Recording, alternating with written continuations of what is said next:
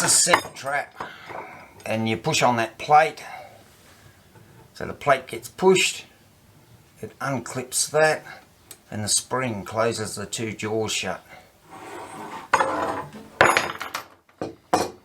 So what we'll do, I'll just zoom in on this, and I've got a carrot, nice fresh one. Now I'll just set him off. It's just a carrot.